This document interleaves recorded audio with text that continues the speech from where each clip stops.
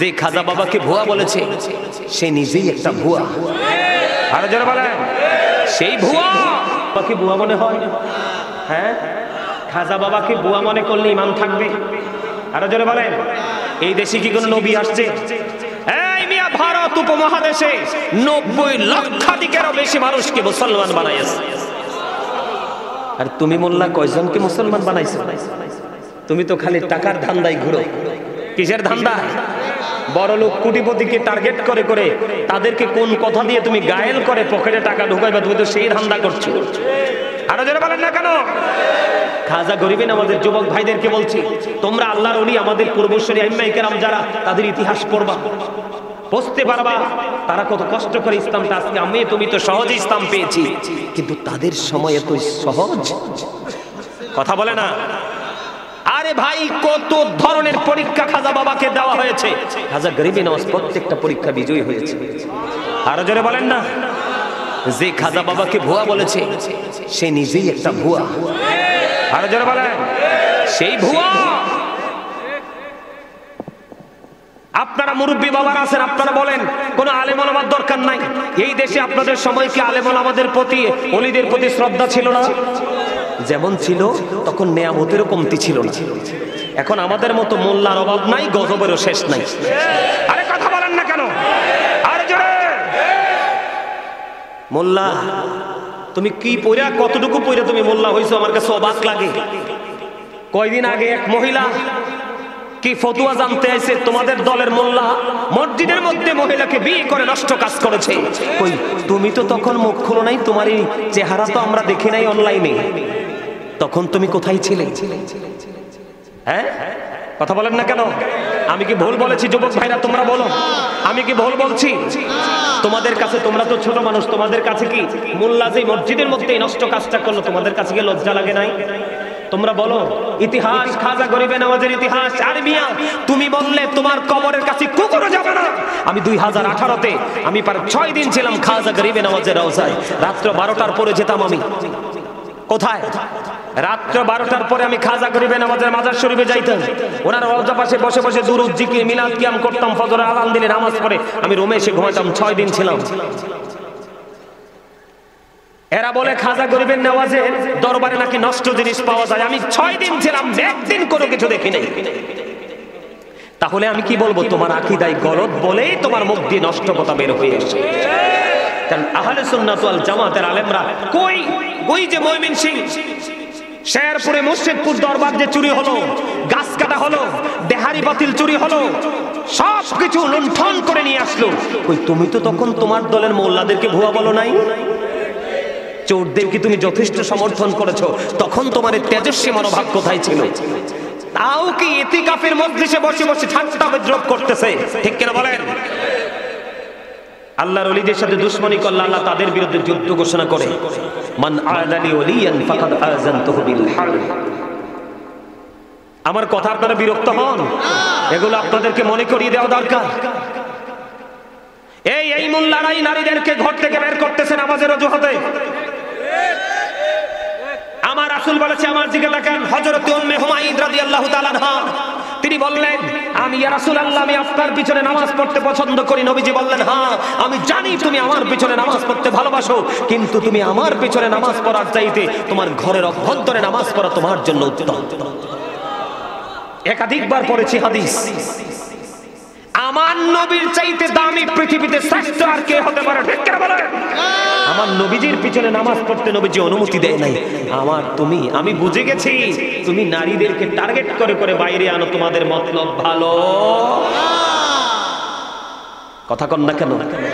বাংলাদেশের ইতিহাসে একটা রেকর্ড দেখাতে পারবেন না যে কোন সুন্নি আলেম বলৎকার, নারী ধর্ষণের সাথে যুক্ত।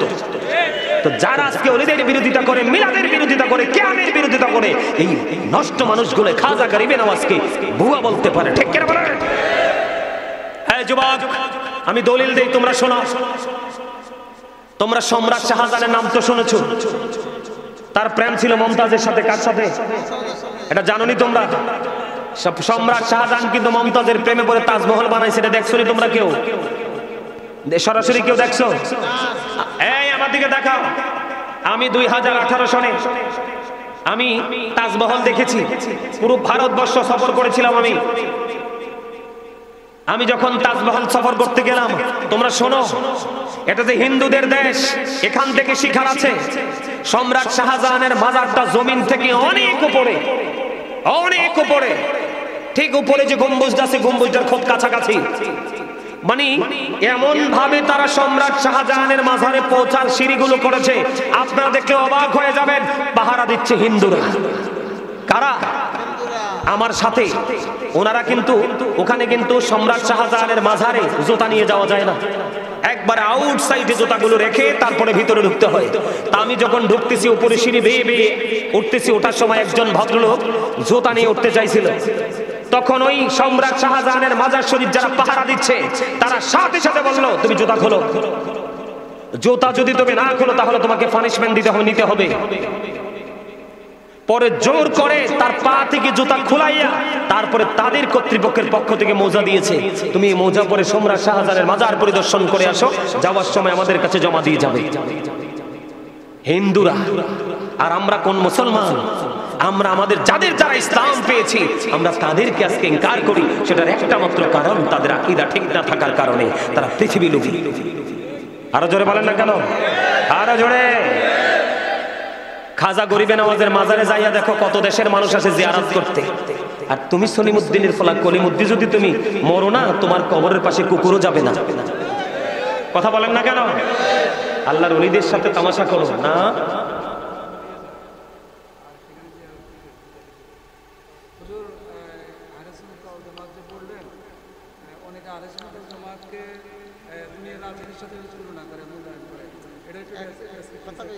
আহলে না, উনি প্রশ্ন করছে, ঠিক আছে। আহলে সুন্নাত ওয়াল জামাত কখনোই রাজনীতির সাথে যুক্ত নয়।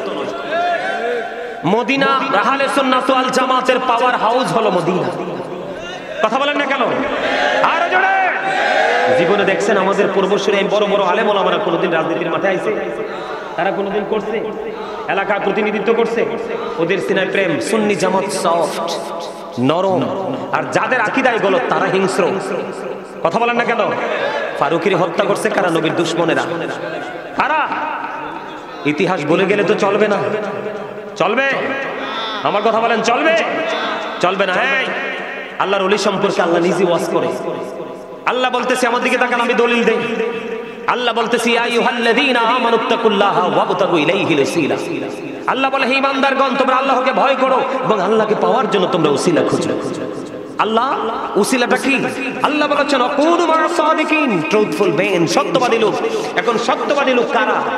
সাদিকিনের ব্যাখ্যা করতে গিয়ে শাইখ ইসমাইল হাক্কি রাদিয়াল্লাহু তাআলা আনহু তিনি বলেছেন, হক্কানি আলেম এবং হক্কানি আল্লাহর ওলিরাই হলো সাদিকিন, সত্যবাদী আল্লাহর দৃষ্টিতে। সুবহানাল্লাহ। আপনি কি, আপনারা কি মনে করেন খাজা গরিবে নওয়াজ কি ইসলামের ঝান্ডা তুলে নাই? কথা বলেন না কেন? খাজা তৎকালীন সময়ে রাজা পৃথিরাজ ছিলেন। পৃথিরাজের অধীনে যত পাওয়ারফুল জাদুকর ছিল সবগুলো খাজা গরিবে নওয়াজের পায়ের নিচে মাথা দিয়ে ইসলাম গ্রহণ করেছে। সুবহানাল্লাহ বলেন না কেন? আর তুমি খাজা বাবাকে, খাজা গরিবে নওয়াজকে তুমি ভুয়া বলো। তোমার সাহস দেখে আমি অবাক হয়ে গেলাম। অপেক্ষা করো, গজব আসতেছে। তোমাদের দলের পূর্বে যারা এরকম ফাজলামি করেছিল, একটাও ভালোভাবে মরতে পারে নাই। কথা বলেন না কেন? আমি নাম বললে এদের নাম নিতে আবার ঘৃণা হয়। একটা বলেছিল আল্লাহর ওলির মাজার পা দিয়ে ভেঙে ফেলবে, যেদিন বলেছিল তার পরের সপ্তাহ থেকে পায়ে পছন্দ ধরেছিল, পস্তে পস্তে পা কাটে, এক পা পুরো পা কেটে কবরে গেছে। আপনারা অনলাইনে খোঁজ দিয়ে এখনো দেখতে পাবেন। কথা বলেন না কেন? আরো জোরে, আরো জোরে, আরো জোরে। সম্মানিত উপস্থিতি, এই আল্লাহ রাব্বুল আলামিন বলেছেন, এদিক তাকান, ইন্নাল্লাযীনা ইউবাইউনাকা ইন্নামা ইউবাইউনাল্লাহ ইয়াদুল্লাহি ফাওকা আইদিহিম। যারা আপনার হাতে বায়াত করে তারা যেন আল্লাহর হাতে বায়াত করে। এই আল্লাহর ওলিদের হাতের উপর আল্লাহর কুদরতি হাত, কোরআন থেকে প্রমাণিত। সুবহানাল্লাহ বলেন। চার তরিকার মধ্যে একটা হলো সিস্তিয়া তরিকা। সিস্তিয়া তরিকার ইমাম হলো খাজা গরিবে নওয়াজ। জোরে কন্না সুবহানাল্লাহ। আরো জোরে বলেন, আরো জোরে। এই আল্লাহ বলেছেন, আতিউল্লাহ ওয়া আতিউ রাসূল ওয়া উলিল আমরি মিনকুম।